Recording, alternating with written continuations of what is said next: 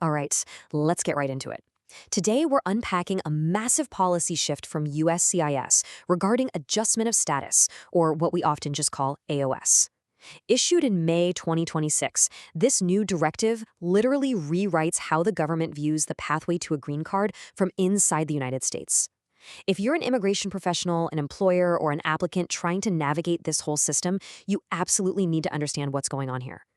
Just listen to this wording directly from the new USCIS memo. It calls adjustment of status extraordinary relief that permits applicants to dispense with the ordinary consular visa process and says it's a matter of administrative grace. That's not just bureaucratic fluff. It sets the stakes incredibly high because it basically says getting a green card without leaving the US is now considered a special favor, not the standard procedure. Okay, so to demystify this really dense legal memo, here's our roadmap for this explainer. 1. The new policy shift. 2. Who does this affect? 3. Weighing discretionary factors. 4. The high bar for approval. 5. Strategies for pending cases. And finally, 6. What if it is denied? Starting with Section 1, the new policy shift, redefining adjustment of status. So grounding everything we're talking about today is this official policy memo, PM 6020199, issued by the Department of Homeland Security on May 21, 2026. This is the document that formally directs USCIS officers to apply a super rigorous new standard. It basically argues that Congress originally intended for most non-citizens to use the regular consular visa process abroad. Meaning, by staying in the US and adjusting status, applicants are now seen as kind of sidestepping that standard path. And wow, what a massive departure from existing practice this is. On one hand, you have the American Immigration Lawyers Association pointing out that since 1952, Congress has consistently expanded scenarios where adjustment of status is perfectly fine.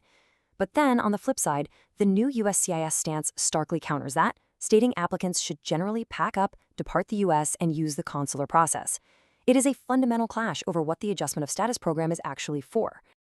Moving on to Section 2. Who does this affect? Discretionary versus non-discretionary. So we have a very clear divide here. USCIS has split things up between non-discretionary and discretionary adjustments. The exempt bucket, the non-discretionary one, holds humanitarian categories like refugees or NACRA applicants. They're safe. But look at the affected bucket, the massive everyday categories we deal with all the time. Family-based, employment-based, and diversity visas are now squarely in the crosshairs of this intense discretionary scrutiny. And get this, it doesn't even stop at your standard employment or family cases. Even highly niche categories like diplomats or high-ranking officials who literally can't return home under Section 13 are officially listed under the discretionary provisions. Really, nobody in that discretionary bucket is safe from this new test. Which brings us to Section 3, weighing discretionary factors, the totality test. Under this totality test, adjudicators are directed to actively hunt for adverse factors. Now, obviously, things like fraud or violating your visa status have always been a bad look. But here's the real game changer. Officers are now instructed to weigh the very act of applying for adjustment of status, if consular processing is available back home, as a negative factor. Simply choosing to file an I-485 instead of going to a U.S. consulate abroad is now viewed as an intent to circumvent the regular process. So how do you balance the scales? Well, applicants now have to heavily document positive equities. It's no longer enough to just submit the required forms and call it a day. You need to show deep U.S. family ties where separation would be a real hardship. You need concrete proof of long-term lawful presence, community integration, clean tax records, maybe charitable contributions. And for the employment-based folks, you've got to emphasize the national interest using employer letters that highlight your specialized skills and the actual economic benefit you bring to the U.S. All right, Section 4, the high bar for approval. This is a daunting new scale. Look at this truly striking point straight from the memo. The mere absence of adverse factors is not enough. Think about that for a second. Just having a spotless record, paying your taxes, and perfectly maintaining your visa status will no longer automatically win you an approval. You literally have to prove you deserve it above and beyond just following the rules. And what happens if you do have an adverse factor? Even a minor one, like a brief visa overstay from years ago? The memo explicitly states that to overcome any negative mark, applicants must show unusual or even outstanding equities. That is an incredibly high bar. A standard family tie or a regular job offer might not cut it anymore if there's a blemish on your record, or simply because you opted out of consular processing.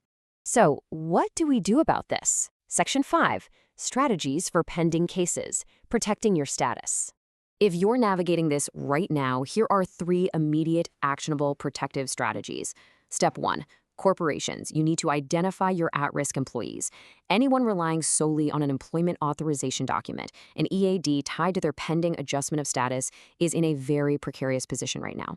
Step 2, and this is absolutely crucial, maintain a dual intent non-immigrant status, like an H-1B or L-1, alongside that pending application, because if the adjustment gets denied, that underlying status is your safety net to legally stay in the country.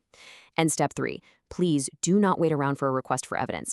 Go ahead and prepare a robust, overwhelmingly positive discretionary documentation package from day 1.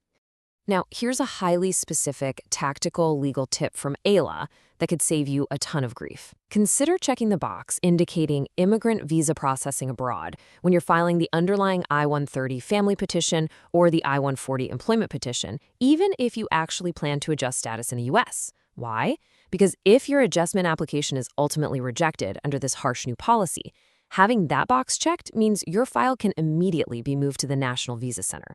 If you don't do this up front, you'll be forced to file a Form I-824 just to transfer the file, and that can trigger severe logistical delays, dragging on for months or even years. Finally, Section 6, What if it is denied? The high-stakes reality. We have to be honest about the somber reality here. If an adjustment of status is denied and you don't have that underlying non-immigrant status to fall back on, the consequences are severe. Removal proceedings could be initiated right away. Worse, there's no direct appeal for this kind of discretionary denial. You're pretty much limited to a motion to reopen or reconsider. If you leave the country, that could trigger 3-year, 10-year, or even permanent unlawful presence bars. You'd likely need an I-601A waiver just to come back, which right now takes about 2 years to process.